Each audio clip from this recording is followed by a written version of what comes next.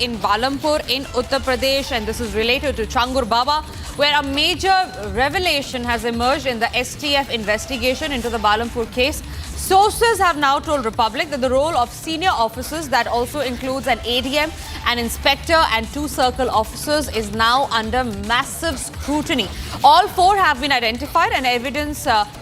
of negligence and direct support to Changur Baba has surfaced. The STF, we learn, has also traced involvement of some tehsildars in helping the Changur Baba with land deals. Action against these officers is expected really soon. So a nexus that has now come to fore as far as the Changur Baba case is concerned. Vaibhav is joining me live from Balampur. On that note, वैभव, हमें बताइए कि ये कौन officers है, किस तरह की मदद उन्होंने चांगुर बाबा को की थी? हाँ, देखिए, बिल्कुल ये तय था कि इतना बड़ा साम्राज्य आपको चलाने के लिए प्रशासन की मदद की जरूरत होती है, क्योंकि तमाम ऐसी चीजें होती हैं टेक्निकली जिनको अगर आपको टैकल करना है तो प्रशासन का सहयोग आपके लिए बहुत ज्यादा जरूरी हो जाता है। यही वजह है कि पिछले तकरीबन 10 साल तक छांगुर बाबा ने जिस तरह का काला साम्राज्य बलरामपुर के उतरौला में चलाया, तो अब उतरौला में जो एडीएम की तैनाती थी उस वक्त, वहां पर इंस्पेक्टर की जिसकी तैनाती थी और 2 सर्कल ऑफिसर जिनकी वहां पर तैनाती थी, वो उस वक्त अब जांच एजेंसियों की रडार में है। कुछ ऐसे तहसीलदार भी हैं, क्योंकि जमीन का भी काम जो है वो छांगुर बाबा बहुत बड़े स्तर पर करता था। कैसे उसको जमीनें जो है वो पट्टा उन जमीनों को मुहैया करवाया जाता था, कैसे उन जमीनों को इनलीगल तरीके से छांगुर बाबा जो है वो अपने नाम रजिस्टर करवाता था। यानी कि अब तक के छांगुर बाबा के इस कनेक्शन को लेकर पिछले 5 से 6 सालों तक जितने अफसरों की वहां पर तैनाती थी, एटीएस की पूछताछ में छांगुर बाबा ने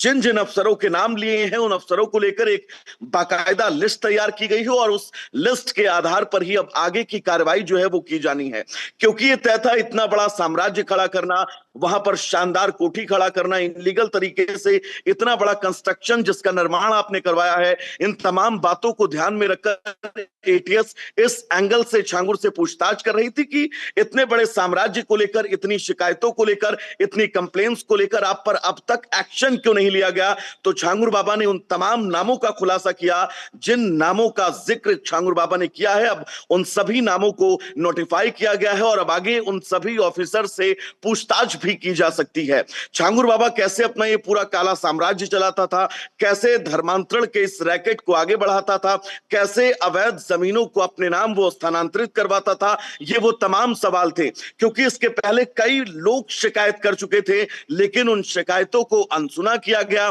नवंबर लास्ट एक एफआईआर दर्ज की जाती है और उस एफआईआर के बाद सोचिए तकरीबन 6 महीने बाद छांगुर और उसके सहयोगी नीतू और नवीन की गिरफ्तारी जो है वो बलरामपुर पुलिस करती है। उसके बाद इन्वेस्टिगेशन एजेंसियां इस पूरे प्रकरण में जांच जरूर कर रही है, लेकिन यह तय है कि इस खुलासे ने उत्तर प्रदेश के बलरामपुर के उतरौला में जिस तरह से इन तमाम अधिकारियों ने सिर्फ खानापूर्ति की है, जिन अधिकारियों ने किसी भी तरह से यहां पर जो है वो छांगुर को विस्तार देने की हर मुमकिन कोशिश की है, उन पर अब एक्शन आने वाले वक्त में तय है। आज छांगुर की 7 दिन की एटीएस रिमांड पूरी हो रही है। अब आगे एटीएस क्या छांगुर की रिमांड मांगेगी, अगर रिमांड मांगेगी तो वो कौन कौन से सबूत हैं, वो कौन कौन से सवाल हैं जो सवाल अब छांगुर बाबा से पूछे जाने हैं। क्योंकि अब तक के हमने भी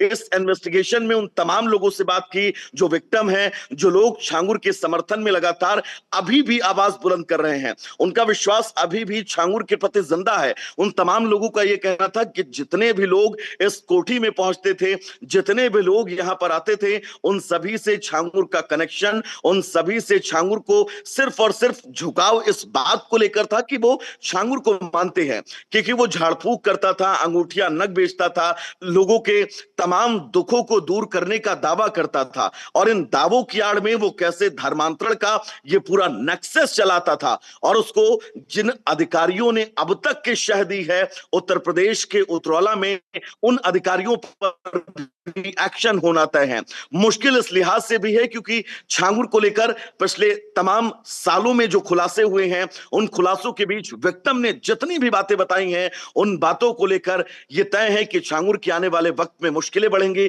कई मामले ऐसे हैं, फिर वो चाहे प्रताड़ना का हो, वो चाहे शोषण का हो, अवैध तरीके से धर्मांतरण का हो, अवैध जमीन का प्रकरण हो, और इन तमाम मामलों में अब छांगुर को लेकर जो है वो पूछताछ की जानी है। लेकिन महत्वपूर्ण